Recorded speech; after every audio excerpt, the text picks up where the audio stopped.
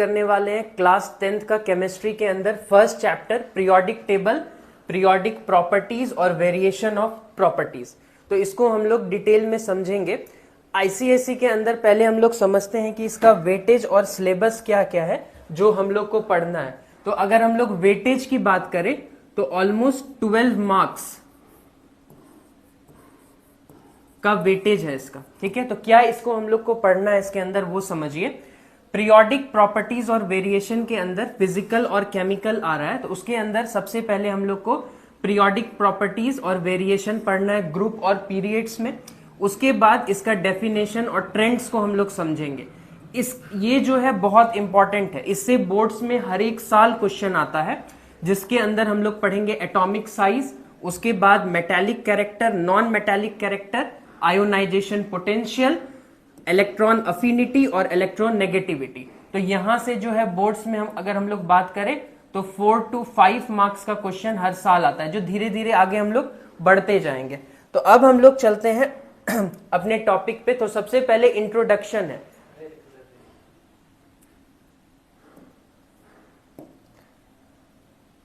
तो इंट्रोडक्शन के अंदर सबसे पहले हम लोग समझते हैं क्लास 11th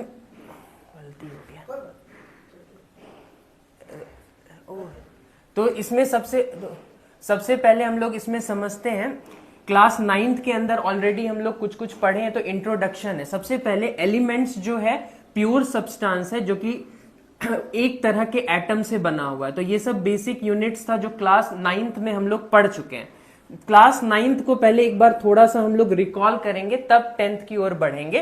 तो सबसे पहले डॉबनेयर सर आए थे, उन्होंने क्या किया था, एलिमेंट्स को ग्रुप में डिवाइड किया था 3 ट्रेट्स में, जिसका सिमिलर प्रॉपर्टीज होता था इस तरह से कि एटॉमिक वेट जो है मिडिल एलिमेंट का अर्थमेटिक मीन हो जाए 2 का, जैसे कैल्शियम का, स्ट्रोंशियम का, क्लोरीन का, आयोडीन का, इस तरह। उसके बाद आए थे न्यूलैंड सर। न्यूलैंड सर ने क्या किया, उन्होंने एलिमेंट को अरेंज किया था increasing order of their atomic weight के अनुसार, जिसमें हर एक 8th एलिमेंट जो है स्टार्टिंग से किसी भी एलिमेंट से फर्स्ट के साथ रिजेंबल करता था। क्या रिजेंबल करता है, तो फिजिकल और केमिकल प्रॉपर्टीज उनका मैच करता था।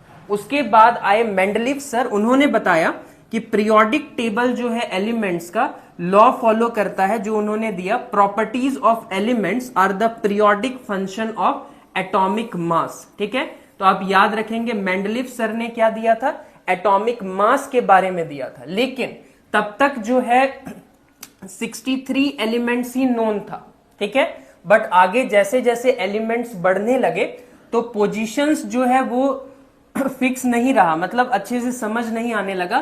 तो उसके बाद आए हेनरी मोसले सर, उन्होंने बताया मॉडर्न पीरियोडिक टेबल के बारे में। मॉडर्न पीरियोडिक टेबल में अभी तक हम लोग देखे थे एटॉमिक मास के अनुसार सजाए थे मेंडलीव सर, इन्होंने क्या किया, एटॉमिक नंबर के बेसिस पे सजाया, ठीक है।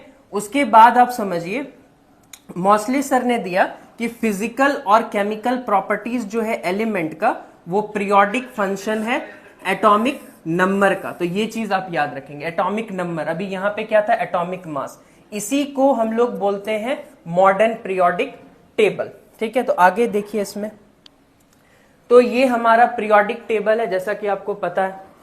तो इसको हम लोग क्या बोलते हैं, अल्कली मेटल्स, इसको हम लोग क्या बोलेंगे, अल्कली अर्थ मेटल्स। यहां से यहां जो है अपना ट्रांजिशन एलिमेंट्स है, ये बोरोन फैमिली है, ये कार्बन फैमिली है, ये नाइट्रोजन फैमिली है, ये ऑक्सीजन फैमिली है, ये हेलोजेंस है, और ये इनर्ट गैसेस है या नोबल गैसेस है, ठीक है। आगे देखिए कुछ साइलेंट फीचर्स है मॉडर्न पीरियोडिक टेबल का जो हम लोग समझते हैं। मॉडर्न पीरियोडिक टेबल में टोटल जो है 18 वर्टिकल कॉलम्स है, ठीक है, 18 वर्टिकल कॉलम्स है। जैसे कि आपको अगर हम दिखाए यहाँ पे, तो अगर आप देखेंगे तो 1 2 3 4 5 6 7 8 9 10 11 12 13 14 15 16 17 18, इस तरह से 18 है, ठीक है। अगर वही हम लोग पीरियड्स का बात करें तो टोटल कितना पीरियड्स है, तो 7, ठीक है। देख लीजिए 1 2 3 4 5 6 7, ठीक है। ये आप याद रखेंगे।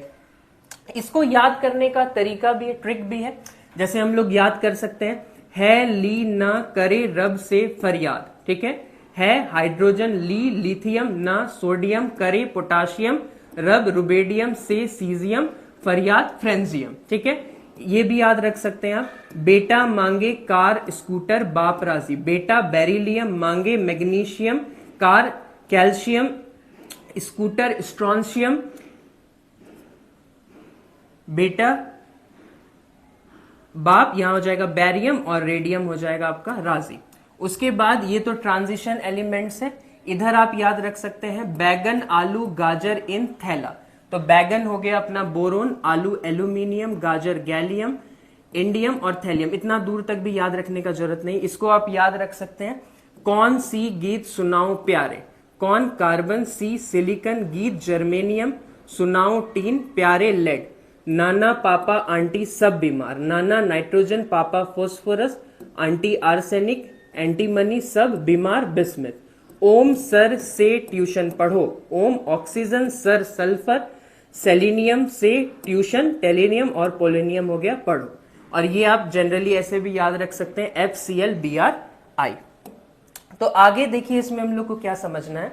जैसा कि आपको हम बताएं ग्रुप 1 के अंदर एलिमेंट्स जो होता है उसको हम लोग क्या बोलते हैं, अल्कली मेटल्स बोलते हैं, एक्सेप्ट हाइड्रोजन। हम लोग को पता है केमिस्ट्री में ढेर सारा एक्सेप्शन आता है, तो वो हम लोग को ध्यान में रखना। ये बहुत स्ट्रॉन्ग अल्कलीज बनाता है वाटर के साथ। दूसरी तरफ जो है अल्कलीन अर्थ मेटल्स, ये फॉर्म करता है weaker alkalies compare to group 1 element. और अगर हम लोग ग्रुप 3 की बात करें तो 3 से लेके 12 तक जो भी आ रहा है इनको हम लोग ट्रांजिशन एलिमेंट्स बोलेंगे, ठीक है। और ग्रुप 13 जो होता है वो अपना क्या है, बोरोन फैमिली, और बोरोन जो है इस परिवार का सबसे पहला मेंबर है। उसी तरह ग्रुप 14 वाला है कार्बन फैमिली, 15 वाला है नाइट्रोजन फैमिली, 16th वाला है ऑक्सीजन फैमिली, और इसको हम लोग कैल्कोजेंस भी बोलते हैं। कैल्कोजेंस का मतलब होता है ओर फॉर्मिंग, ठीक है। और 17th की अगर हम लोग बात करें तो ये सॉल्ट बनाता है, और इसको हम लोग हेलोजेंस भी बोलते हैं, जिसका मतलब होता है सॉल्ट फॉर्मर्स। आगे बढ़े तो 18th हम लोग को पता है ये हमारा जीरो ग्रुप है, और एलिमेंट्स जो होता है इस ग्रुप का इसको हम लोग नोबल गैस बोलते हैं या इनर्ट गैस बोलते हैं, ठीक है। इनका जो आउटर मोस्ट ऑर्बिट रहता है वो कंप्लीट रहता है ना, क्योंकि इसका स्टेबल इलेक्ट्रॉनिक कॉन्फ़िगरेशन है, तो हार्डली ये किसी दूसरे के साथ रिएक्ट करता है। उसी तरह जो 1, 2, 13 से 18 तक को हम लोग बोलते हैं मेन ग्रुप एलिमेंट या रिप्रेजेंटेटिव एलिमेंट्स या नॉर्मल एलिमेंट्स। आगे देखिए 1, 2, 13, 14, 15, 16, 17 यहां तक जो है अपना valence shell outermost shell का रेस्पेक्टिवली दिया हुआ है। अब हम लोग समझते हैं पीरियड्स को। तो 7 हॉरिजॉन्टल रोज होता है, हॉरिजॉन्टल रोज होता है अपना 7 इस तरह का, जो हम लोग देखे थे यहाँ पे, ये वाला है ना, हॉरिजॉन्टल रो इस तरह अपना होता है, ठीक है। और ये क्या होता है अपना इस तरह जो चल रहा है, ये अपना वर्टिकल कॉलम्स है। उसके बाद देखते हैं आगे, तो नीचे में जो है लेंथेनाइट्स और टेनाइट्स होता है, जो कि रेडियो एक्टिव एलिमेंट्स हैं, ठीक है। थर्ड पीरियड्स ऑफ एलिमेंट में हम लोग देखते हैं sodium, magnesium, aluminium, silicon, phosphorus, sulphur और क्लोरीन। तो इनका जो प्रॉपर्टीज होता है रेस्पेक्टिव ग्रुप्स का, इसको हम लोग बोलते हैं टिपिकल एलिमेंट्स, ठीक है। अब है अपना पीरियोडिसिटी। तो पीरियोडिसिटी को समझिए, प्रॉपर्टीज जो कि समय समय पे रेगुलर इंटरवल्स पे रीअपीयर हो जाए और उनमें ग्रेजुअल वेरिएशन हो, चाहे तो इंक्रीज हो रहा है चाहे तो डिक्रीज हो रहा है रेगुलर इंटरवल पे। और पीरियोडिक प्रॉपर्टीज जो होगा, इसी फेनोमेनन को हम लोग बोलेंगे पीरियोडिसिटी ऑफ एलिमेंट्स। उसके बाद देखिए यहाँ पे क्या है, हेलोजेंस का है, जैसे कि FCl Bri जो हम लोग पढ़े थे। तो नंबर ऑफ सेल्स का अगर बात करें तो इसमें क्या है 2 है, और इसको अगर तोड़ेंगे हम लोग तो 9 को किस में टूटेगा 2,7 में। उसी तरह क्लोरीन में नंबर ऑफ सेल्स कितना है 3 है अपना 2, 8, 7। उसी तरह ब्रोमीन में 2, 8, 18, 7 आगे बढ़ता जाता है। तो जैसे जैसे हम लोग अक्रॉस अ पीरियड चलेंगे लेफ्ट टू राइट के तरफ बढ़ेंगे, तो क्या होगा देखिए, नंबर ऑफ सेल्स जो है सेम रहेगा, ये आप याद रखेंगे। जब हम लोग लेफ्ट से राइट के तरफ बढ़ेंगे तो नंबर ऑफ सेल्स जो है वो सेम रहेगा। उसके बाद देखिए हम लोग चलेंगे वैलेंसी के तरफ। वैलेंसी डिनोट करता है combining capacity of atom of an element, ठीक है। ये इक्वल होता है नंबर ऑफ इलेक्ट्रॉन जो कि डोनेट कर सकता है या एक्सेप्ट कर सकता है या शेयर कर सकता है। तो ये हम लोग ऑलरेडी देख चुके हैं। उसके बाद देखते हैं हम लोग, यहां तक हम लोग देख लिए थे। जब हम लोग डाउन अ गिवन ग्रुप में जाएं तो नंबर ऑफ इलेक्ट्रॉन्स जो आउटर मोस्ट सेल में होता है, वैलेंस इलेक्ट्रॉन, हमेशा क्या रहेगा, याद रखिएगा, remains the same. Given period में नंबर ऑफ इलेक्ट्रॉन जो वैलेंस आउटर मोस्ट सेल में है वो इंक्रीज करेगा लेफ्ट टू राइट। तो ये आप याद रखेंगे, इंक्रीज करेगा लेफ्ट टू राइट। उसके बाद हम लोग चलेंगे सेल्स एंड वैलेंसीज पे। तो सेल्स हम, ऑर्बिट हमारा बच गया था, वैलेंसी हम लोग पढ़ लिए। तो ऑर्बिट में देखिए क्या है, इलेक्ट्रॉन जो है रिवॉल्व कर रहा है न्यूक्लियस के around certain definite circular path में, ठीक है। इसी को हम लोग ऑर्बिट बोलते हैं या सेल्स भी बोल सकते हैं। तो सबसे पहला है अपना नंबर ऑफ सेल्स। तो नंबर ऑफ सेल्स की अगर बात करें तो जैसे ही हम लोग डाउन अ ग्रुप जाएंगे from a top to bottom, तो ये इंक्रीज करेगा।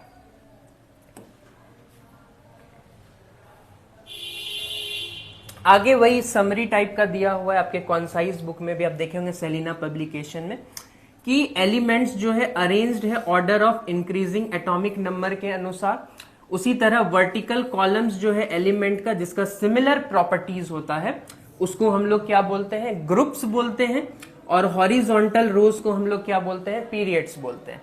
तो ये रीअकरेंस जो हो रहा है same number of valence electron का एक डिफरेंस के बाद एटॉमिक नंबर में देखा जाता है।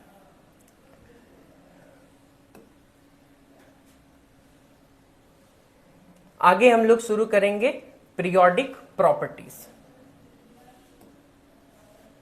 पीरियोडिक प्रॉपर्टीज के अंदर देखिए क्या है, ये पहले आपको हम बता दें, बोर्ड्स के लिए ये जो है बहुत इंपॉर्टेंट है। बोर्ड्स में ऑलमोस्ट 4 to 5 मार्क्स का क्वेश्चन हर साल इससे पूछा ही जाता है, ठीक है। तो पीरियोडिक प्रॉपर्टीज में क्या है, एलिमेंट का प्रॉपर्टीज जो डायरेक्टली या इनडायरेक्टली इलेक्ट्रॉनिक कॉन्फ़िगरेशन के रिलेटेड है और वो रेगुलर ग्रेजुएशन दिखाए। जब भी अक्रॉस अ पीरियड हम लोग जा रहे हैं, लेफ्ट टू राइट के तरफ बढ़े या ऊपर से नीचे आए तो उसमें कुछ चेंजेस होगा, कभी घटेगा कभी बढ़ेगा, इस तरह का चीज होगा। तो इसको हम लोग बोलेंगे पीरियोडिक प्रॉपर्टीज। इसके अंदर हम लोग को क्या क्या पढ़ना है देखिए, पहला है एटॉमिक साइज, दूसरा मेटालिक कैरेक्टर, तीसरा नॉन मेटालिक कैरेक्टर, चौथा आयोनाइजेशन पोटेंशियल, इलेक्ट्रॉन अफिनिटी और इलेक्ट्रोनेगेटिविटी। तो सबसे पहले हम लोग समझते हैं एटॉमिक साइज को, 1 से शुरू करते हैं। तो एटॉमिक साइज क्या है, ये एक तरह का डिस्टेंस है जो कि सेंटर ऑफ न्यूक्लियस से आउटर मोस्ट सेल तक है। जैसे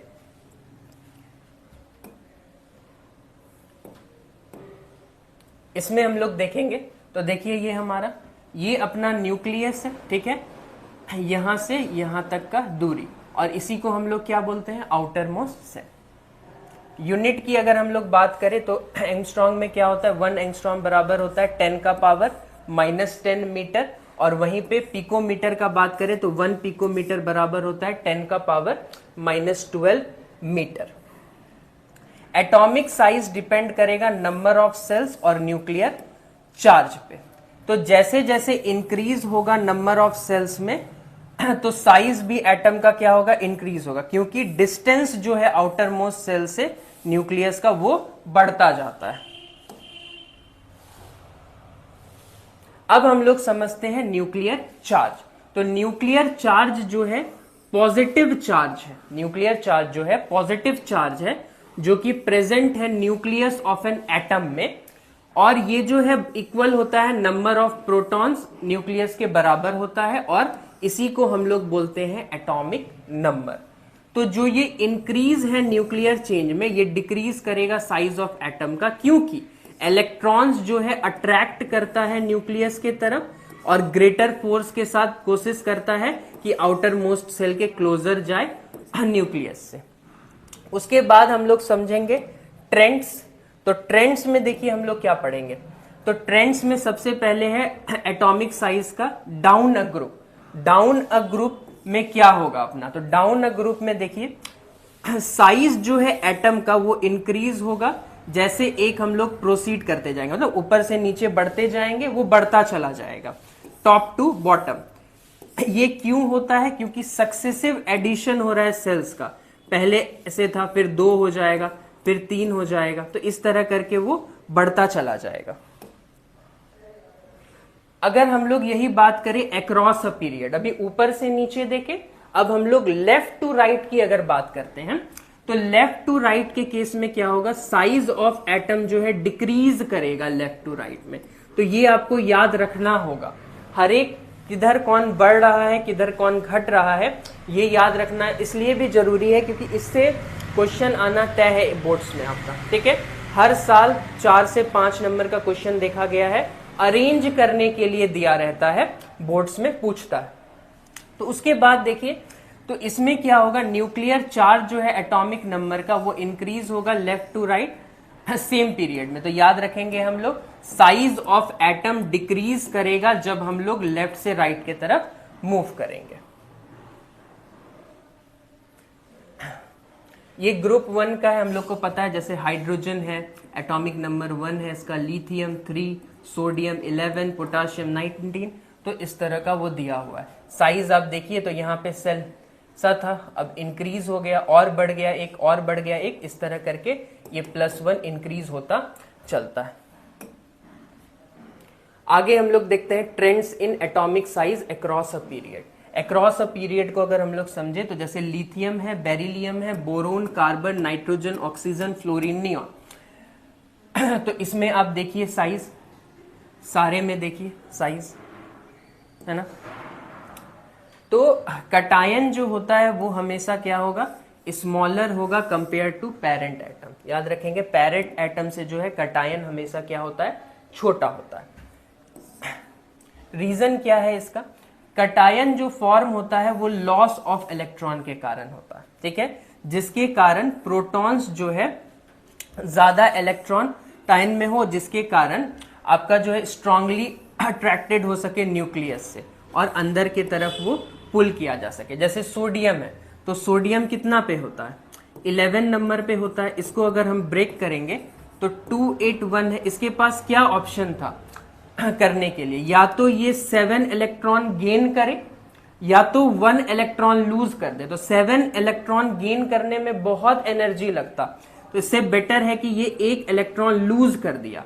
1 इलेक्ट्रॉन लूज किया और जो दानी है वो हमेशा डोनेट करता है, वो हमेशा क्या होगा, पॉजिटिव। 1 इलेक्ट्रॉन डोनेट किया तो प्लस आया, यही mg के केस में क्या हो जाता, 2+ हो जाता। तो 281 था, 1 इलेक्ट्रॉन इसने लूज कर दिया और यहां क्या बना लिया, 28। यही चीज अगर हम लोग mg के केस में देखेंगे तो क्या हो जाएगा, देखिए mg कितना नंबर पे है अपना, मैग्नीशियम 12 नंबर पे।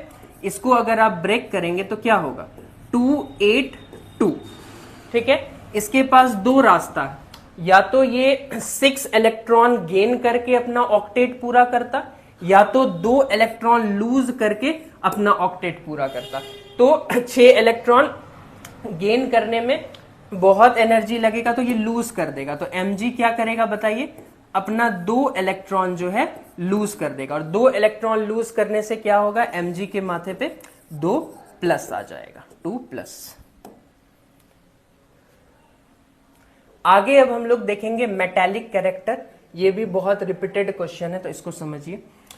ऐसा एलिमेंट जिसका टेंडेंसी हो लूज करना इलेक्ट्रॉन वैलेंस सेल से, जैसे अभी हम लोग बताए थे आपको, अभी हम सोडियम का Na+ हो जाएगा, mg का 2+ हो जाएगा। तो इसके अंदर भी हम लोग देखेंगे एटॉमिक साइज और न्यूक्लियर साइज, न्यूक्लियर चार्ज पे ये डिपेंड करता है। एटॉमिक साइज में देखिए, जितना ज्यादा एटॉमिक साइज होगा उतना दूर आउटर मोस्ट ऑर्बिट होगा, जिसके कारण लेसर न्यूक्लियर पुल एक्सर्ट होगा, जिसके कारण ये जो है एलिमेंट्स को ज्यादा मेटालिक बनाता है।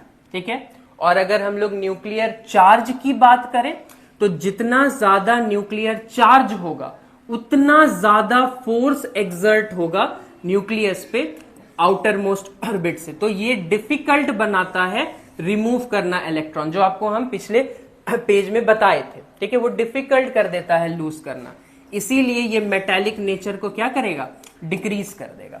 एलिमेंट जो है इलेक्ट्रॉन जो लूज कर रहा है कंप्लीट करने के लिए अपना ऑक्टेट, उसको हम लोग क्या बोलते हैं, रेड्यूसिंग एजेंट, ठीक है। ऐसा एलिमेंट जो इलेक्ट्रॉन को लूज कर रहा है उसको हम लोग क्या बोलेंगे, रेड्यूसिंग एजेंट। मेटल्स जो है बहुत अच्छा रेड्यूसिंग एजेंट होता है। Greater the tendency to lose electron is stronger the reducing agent. Metal का जो अच्छा रेड्यूसिंग एजेंट क्यों है, क्योंकि इसका टेंडेंसी जो है बहुत ज्यादा है इलेक्ट्रॉन को लूज करने का, तो उतना ही अच्छा ये रेड्यूसिंग एजेंट बन सकता है। उसके बाद है ट्रेंड्स इन मेटालिक कैरेक्टर, तो ये हम लोग समझते हैं। तो जब हम लोग डाउन अ ग्रुप जाएंगे, ठीक है, ऊपर से नीचे की तरफ जाएंगे, तो उस केस में क्या होगा, एटॉमिक साइज जो है इंक्रीज होगा, ठीक है, और न्यूक्लियर चार्ज जो है वो भी इंक्रीज होगा। तो ये जो इफेक्ट है इंक्रीज्ड एटॉमिक साइज का, वो ज्यादा होगा compare to increase nuclear charge. यही कारण है मेटालिक नेचर जो होता है वो इंक्रीज करता है जैसे ही हम लोग डाउन अ ग्रुप जाते हैं, यानी ऊपर से नीचे जाएंगे तो मेटालिक कैरेक्टर क्या होगा, बढ़ता चलेगा।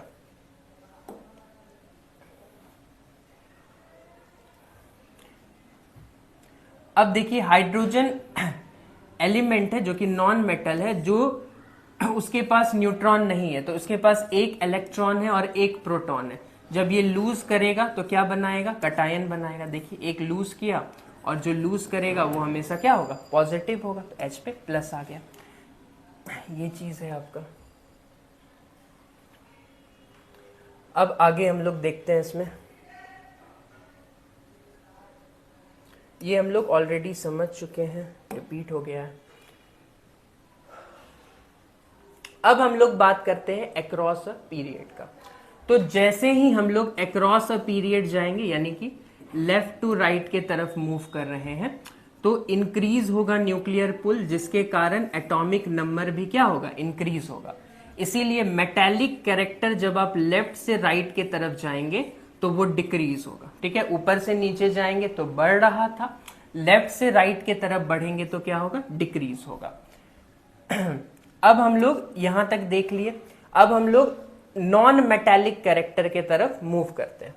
तो ऐसा एलिमेंट जिसका टेंडेंसी हो इलेक्ट्रॉन गेन करने का, और इस तरह से ताकि वो अपना ऑक्टेट पूरा कर सके, जैसे अपना हैलोजेंस है ना, तो इसको हम लोग बोलते हैं नॉन मेटल। जो डोनेट कर रहा था इलेक्ट्रॉन, ठीक है, उसको हम लोग मेटल बोल रहे थे, और जो गेन करेगा इलेक्ट्रॉन उसको हम लोग क्या बोलेंगे, नॉन मेटल। तो ये हम लोग समझते हैं। देखिए जैसे क्लोरीन है, तो क्लोरीन जो है कितना नंबर पे होता है, 17 नंबर पे होता है। इसको अगर हम लोग ब्रेक करें तो क्या हो जाएगा, 287। तो इसके पास दो रास्ता था, या तो ये 7 इलेक्ट्रॉन डोनेट करके बने जिसमें बहुत एनर्जी लग जाता, तो इससे बेटर है ये एक इलेक्ट्रॉन गेन कर लेगा ताकि ये क्या बन जाए, नॉन मेटल। तो देखिए क्लोरीन था, एक इलेक्ट्रॉन गेन किया, 7 था, अब यहाँ क्या हो गया, 8 हो गया, 288। और जो गेन करेगा उसके माथा पे कौन सा चार्ज आएगा, नेगेटिव। उसी तरह ऑक्सीजन की बात करें तो ऑक्सीजन कितना नंबर पे है अपना, 8 नंबर पे। तो ऑक्सीजन को अगर ब्रेक कीजिएगा तो अब 26 में टूटेगा, तो इसको 2 इलेक्ट्रॉन चाहिए था ऑक्टेट पूरा करने के लिए, तो ये 2 इलेक्ट्रॉन गेन कर लिया और O2 माइनस बना। यहाँ 2 माइनस क्यों हुआ, क्योंकि ये 2 इलेक्ट्रॉन गेन किया, ठीक है। यहाँ 1 इलेक्ट्रॉन गेन किया था तो सिर्फ माइनस।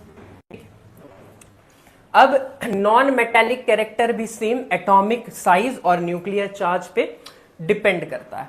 तो एटॉमिक साइज की अगर हम लोग बात करें तो जितना छोटा एटॉमिक साइज होगा उतना ज्यादा न्यूक्लियर पुल होगा, जिसका टेंडेंसी होता है इलेक्ट्रॉन को गेन करने का। जहां पे एलिमेंट्स जो है ज्यादा नॉन मेटालिक होगा नेचर से, और अगर हम लोग न्यूक्लियर चार्ज की बात करें तो greater the nuclear charge greater is the tendency to get electron. तो ये आप याद रखेंगे, तो ज्यादा नॉन मेटेलिक होगा ये। अब ट्रेंड्स को समझेंगे।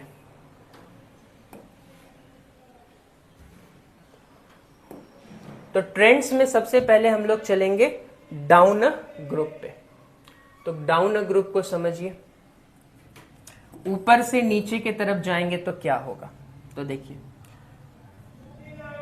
टेंडेंसी ऑफ लूजिंग इलेक्ट्रॉन के कारण इंक्रीज हो रहा है डाउन ग्रुप। तो इस केस में क्या होता है, हमारा रिएक्टिविटी जो है इंक्रीज होता है गोइंग। तो केमिकल रिएक्टिविटी जो नॉन मेटल का होगा वो डिक्रीज कर जाता है जैसे जैसे हम लोग ग्रुप के नीचे जाते हैं। तो ये डिपेंड करता है टेंडेंसी टू गेन इलेक्ट्रॉन, ये चीज है। तो इसका मतलब डिक्रीज होगा डाउन द ग्रुप। तो ये आप याद रखेंगे। उसके बाद ग्रेजुअल चेंजेस दिए हुए हैं आपके, जैसे एलिमेंट है थर्ड पीरियड का, तो ये अपना मेल्टिंग पॉइंट है, जैसे sodium, magnesium, aluminium, silicon, phosphorus, sulphur, सबका दिया हुआ है कितना कितना वैल्यू है। बट इधर देखिएगा थोड़ा चेंज आ गया है ना। ये डेंसिटी नोटिस किया गया है ना, स्लाइड यहाँ पे भी चेंजेस आया है ना, देखिए यहाँ पे भी चेंजेस आया। ठीक है, इससे आगे बढ़ना था बट 2.3 था और इधर 1.8 आ गया। तो स्लाइड चेंजेस इसमें देखा गया है। अगर हम लोग डाउन अ ग्रुप की बात करें तो डेंसिटी जो है एलिमेंट का वो भी इंक्रीज करेगा ग्रेजुअली। इसमें भी आप देखिएगा, केमिस्ट्री हम पहले बोले हर एक पेज दो पेज के बाद कुछ कुछ एक्सेप्शन आएगा जो आपको थोड़ा सा याद रखना ही होगा कि कहां पे चेंजेस आया है। तो इसमें जैसे हम लोग देख सकते हैं लिथियम है, सोडियम है, पोटाशियम है, रुबिडियम है और सीजियम है। तो डेंसिटी देखिए कैसे वेरी कर रहा है।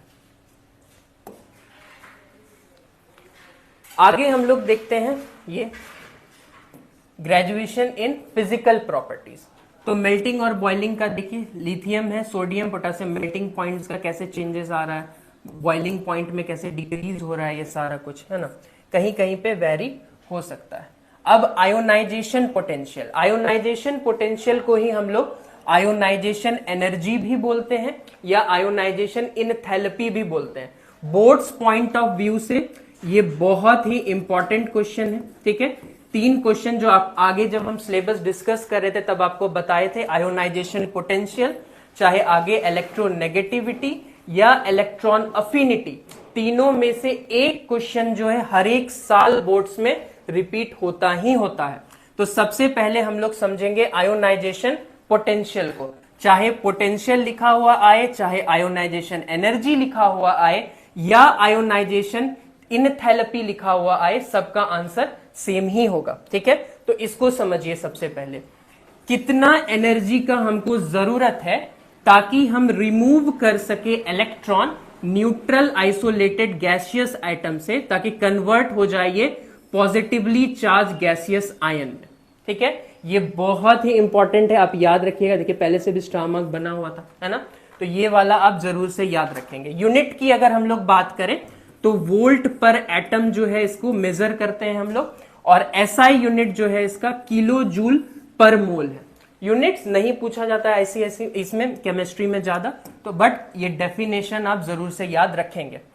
किस पे डिपेंड करता है, वापस से जैसा हो रहा था metallic character, non metallic character, atomic size, same चीज ये भी डिपेंड करेगा एटॉमिक साइज और न्यूक्लियर चार्ज पे। एटॉमिक साइज की अगर हम लोग बात करें तो जितना ज्यादा एटॉमिक साइज होगा उतना कम फोर्स ऑफ अट्रैक्शन होगा, क्योंकि इलेक्ट्रॉन जो है आउटर मोस्ट सेल में दूर की तरफ है न्यूक्लियस से, जिसके कारण उसको निकाल पाना आसान हो रहा है। ठीक है, जिससे आयोनाइजेशन एनर्जी जो है कम लगेगा, जैसा हम लोग देख चुके हैं आगे भी। जैसे अपना था जाके क्लोरीन, तो क्लोरीन कितना नंबर पे आ रहा था, 17 पे आ रहा था। 17 को अगर हम ब्रेक कर रहे थे तो 287 आ रहा था। इसके पास 2 ही रास्ता था, या तो ये एक इलेक्ट्रॉन ले और अपना ऑक्टेट पूरा करे, या 7 इलेक्ट्रॉन डोनेट कर दे। तो 7 इलेक्ट्रॉन डोनेट करने में उसको बहुत ज्यादा एनर्जी लगेगा, है ना, तो इसके लिए यही बेटर है कि ये एक इलेक्ट्रॉन गेन कर लेगा। ठीक है, ये आप याद रखेंगे, ये बहुत इंपॉर्टेंट है। उसके बाद अगर हम लोग बात करें तो इलेक्ट्रॉन अफिनिटी या इलेक्ट्रॉन गेन इनथैल्पी, ये भी बोर्ड्स में कई बार पूछा गया है, तो आप लोग इसको भी याद रखेंगे। तो देखिए, अमाउंट ऑफ एनर्जी रिलीज्ड, कितना एनर्जी रिलीज हुआ ताकि कन्वर्ट कर सके neutral gaseous isolated gas atom को नेगेटिवली चार्ज गैसियस आयन में। उसमें क्या हो रहा था, positively charge gaseous ion addition of electron के कारण, तो इसी को हम लोग बोलते हैं इलेक्ट्रॉन अफिनिटी। ये भी आप याद रखेंगे। ये भी वापस से किस पे डिपेंड करेगा, वही दो आ रहा है ना, एटॉमिक साइज पे और न्यूक्लियर चार्ज पे। तो ये भी आप जरूर से याद रखेंगे, बोर्ड्स के लिए ये भी बहुत ज्यादा इंपॉर्टेंट है। एटॉमिक साइज को सबसे पहले समझते हैं इलेक्ट्रॉन एफिनिटी के बेसिस पे। तो जितना छोटा एटॉमिक साइज होगा उतना ज्यादा इलेक्ट्रॉन अफिनिटी होगा, क्योंकि इफेक्टिव अट्रैक्टिव फोर्स जो होता है न्यूक्लियस और वैलेंस इलेक्ट्रॉन के बीच, वो ज्यादा होता है छोटे एटम्स में, ठीक है, जिसके कारण इलेक्ट्रॉन जो है आसानी से एक्सेप्ट हो रहा था। जैसा हम लोग क्लोरीन के केस में देखें, 7 थे लास्ट में इलेक्ट्रॉन, तो उसको गेन ही करना उसके लिए उचित था, क्योंकि बहुत एनर्जी लग जाता, तो इससे बेटर है वो एक गेन कर ले। आगे हम लोग देखेंगे variation trends in electron affinity. तो इसमें जब हम लोग लेफ्ट टू राइट की तरफ बढ़ेंगे, लेफ्ट से राइट की तरफ बढ़ रहे हैं, तो आप याद रखिए क्या हो रहा है, एटॉमिक साइज जो है डिक्रीज होगा और न्यूक्लियर चार्ज जो है इंक्रीज होगा, जिसके कारण ओवरऑल इलेक्ट्रॉन एफिनिटी जो है वो बढ़ेगा। ये इलेक्ट्रॉन एफिनिटी का वैल्यू दिया हुआ है, जैसे देख सकते हैं। तो यहां पे कुछ कुछ वैल्यूज ऐसे मिलेंगे आपको जहां पे एक्सेप्शन है, ठीक है, तो उस चीज का आप ध्यान रखेंगे। अगर हम लोग यही ऊपर से नीचे की तरफ जाएंगे तो क्या होगा, याद रखिएगा, डिक्रीज होगा इलेक्ट्रॉन एफिनिटी, ठीक है, ये आप याद रखिएगा।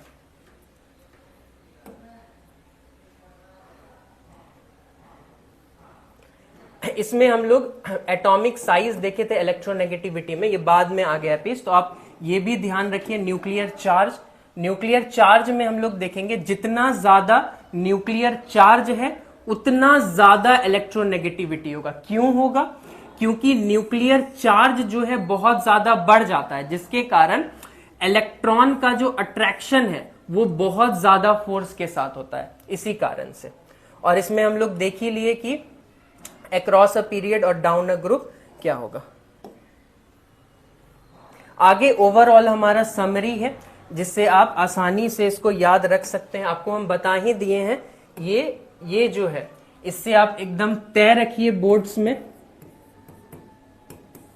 4 to 5 मार्क्स का क्वेश्चन हर साल आता है, एवरी ईयर। तो ये एक तरह का आपका चार्ट में बना हुआ है, इसमें कैसे कैसे हो रहा है ऑलरेडी ये सारा हम लोग पढ़ चुके हैं।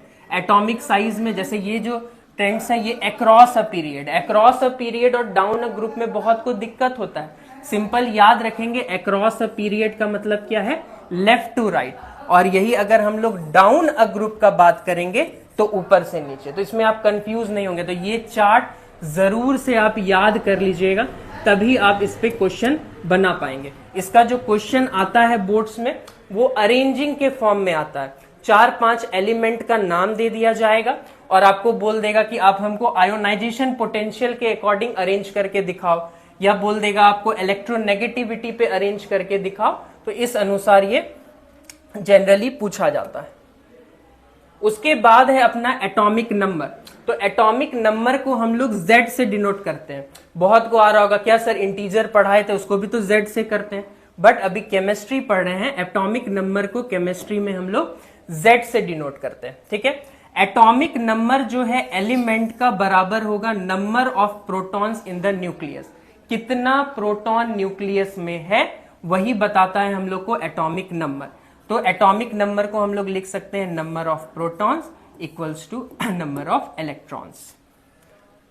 ये अपना पीरियोडिक टेबल है, ऑलरेडी आपको कम से कम 1 से लेके 20 एलिमेंट्स तक तो याद रहना ही चाहिए। टफ हो रहा है याद करना, डेली 5 से 7 मिनट आप उसको पढ़िए, जरूरी है। और 20 के आगे अगर एलिमेंट्स है तो उसका टेंशन लेने का जरूरत नहीं है, बोर्ड्स में मेंशन रहता है एटॉमिक मास या नंबर, अगर उससे आगे का क्वेश्चन पूछा जाता है तो मिनिमम 20 तो आप याद रखेंगे ही रखेंगे एलिमेंट्स। आगे हम लोग चलते हैं मास नंबर के तरफ। मास नंबर जो है एलिमेंट का है सम ऑफ नंबर ऑफ प्रोटॉन्स और न्यूट्रॉन्स। तो याद रखिएगा मास नंबर को हम लोग क्या बोलते हैं, number of protons plus number of neutrons. इसको किससे डिनोट करेंगे, कैपिटल ए से। तो ये आपको याद रखना ही रखना है 20 एलिमेंट्स तक, it's very necessary for you. उसके बाद अब अपना आ गया है कंपैरिजन ऑफ अल्कली मेटल्स और हैलोजेंस। तो देखिए इसमें क्या हो सकता है, कभी कभी ऑन द बेसिस ऑफ पे क्वेश्चन आता है कि अल्कली मेटल और हैलोजेंस के बीच आप कंडक्शन एंड नेचर पे बता दीजिए एक एक पॉइंट का डिफरेंस। तो ऑन द बेसिस ऑफ के लिए आपको बहुत सतर्क होकर पढ़ना होगा एक एक पार्ट को, ताकि आप एकदम एग्जैक्ट कर सके। केमिस्ट्री का पेपर यही है कि आप पूरा कंप्लीट फिल भी नहीं होगा, आपका बचा रह जाता है page. Means you have to be very accurate enough in understanding that thing so that you can easily write the answers. तो अल्कली मेटल्स में बात करें अगर एलिमेंट के अंदर, तो देखिए कौन कौन सा एलिमेंट आ रहा है, इसका भी ट्रिक हम लोग पढ़े थे, है ना। सिर्फ हाइड्रोजन नहीं है, ली ना करे रब से फरियाद, है ना। उसी तरह इधर भी हम लोग याद किए थे FCl Bri, तो ये सब आएगा। अकरेंस की बात करें तो अल्कली मेटल्स जो है कंबाइंड स्टेट में अकर करता है क्योंकि इनका रिएक्टिव नेचर है, ठीक है। वहीं अगर हैलोजेंस की बात करें तो ये कंबाइंड स्टेट में रहता है सॉल्ट के फॉर्म में क्योंकि इसका भी रिएक्टिव नेचर है। फिजिकल स्टेट की बात करें कैसे इसको हम पहचानेंगे, तो ये साइनी व्हाइट मेटल होता है, व्हाइट में थोड़ा चमक रहता है और ये साइनी जो है फ्रेशली कट कर सकते हैं और ये उसके बाद डल हो जाता है। जैसे ही हवा के साथ ये रिएक्ट करता है उसका जो साइनीनेस है खत्म हो जाता है और वो डल हो जाता है। ये सॉफ्ट होता है और इतना सॉफ्ट होता है, आप छोटे क्लास में पढ़ चुके होंगे सोडियम पोटेशियम के केस में, कि इवन हम नाइफ से भी इसको कट कर सकते हैं। उसके बाद इधर अगर हम लोग देखें तो नॉन मेटल्स जो होते हैं वो कलर्ड होते हैं, डाई एटॉमिक होते हैं। डाई का मतलब क्या होता है बताइए, 2, है ना। फ्लोरीन जो है अपना very reactive poisonous yellow gas होता है, क्लोरीन जो है पॉइजनस येलो ग्रीन गैस होता है, वहीं पे ब्रोमीन जो है poisonous red brown volatile liquid होता है। तो इसमें बहुत कुछ समझने के लिए नहीं है, समरी में आपको बेसिकली याद ही करना है इसमें। फिर अगर हम लोग वैलेंस इलेक्ट्रॉन की बात करें तो एक वैलेंस इलेक्ट्रॉन जो है सिमिलर प्रॉपर्टीज दिखाएगा, जैसे पॉजिटिव आयन कैरी करेगा सिंगल चार्ज, जैसे Na+ हो गया, है ना। आगे भी इसी तरह जाएगा। और हैलोजेंस की बात करें तो हम लोग को पता है कि इसमें 7 वैलेंस इलेक्ट्रॉन है जो कि सिमिलर प्रॉपर्टीज दिखाते हैं और ये फॉर्म करते हैं नेगेटिव आयन। क्लोरीन हो गया, क्लोरीन हो गया, ब्रोमीन हो गया, आयोडीन हो गया, कुछ भी, ठीक है। कंडक्शन और नेचर की अगर हम लोग बात करें तो गुड कंडक्टर ऑफ इलेक्ट्रिसिटी है ये, हाईली रिएक्टिव है, इलेक्ट्रोपॉजिटिव मेटल है और मेटेलिक कैरेक्टर तो हम लोग देख ही लिए हैं कि इंक्रीज होता है। और नॉन कंडक्टर होता है हैलोजेंस के केस में, ये भी हाईली रिएक्टिव है, इलेक्ट्रोनेगेटिव नॉन मेटल है। और अगर हम लोग बात करें इसके मेल्टिंग और बॉइलिंग पॉइंट का तो ये डिक्रीज करेगा जैसे ही डाउन द ग्रुप हम लोग चलेंगे और ये इंक्रीज करेगा हैलोजेंस के केस में जैसे ही हम लोग डाउन द ग्रुप जाएंगे। वहीं एटॉमिक साइज की अगर हम लोग बात करें तो लार्जेस्ट एटॉमिक साइज इनका होता है पीरियड में और एटॉमिक साइज फर्दर इंक्रीज होता है जैसे जैसे हम लोग नीचे के तरफ मूव करेंगे। इनका जो स्मॉलेस्ट एटॉमिक साइज होता है पीरियड में ये इंक्रीज होता है डाउन द ग्रुप। वहीं पे अगर आयोनाइजेशन एनर्जी की बात करें तो लोएस्ट आयोनाइजेशन एनर्जी होता है, डिक्रीज करता है डाउन द ग्रुप और हाई आयोनाइजेशन एनर्जी होता है इसमें। तो ये ऑलरेडी आप देख चुके हैं, है ना। वहीं अगर हम लोग बात करें और भी इलेक्ट्रोनेगेटिविटी के केस में, अफिनिटी के केस में, तो ये ऑलरेडी हम लोग पढ़ चुके हैं, तो ये आप बस रीड कर सकते हैं, है ना।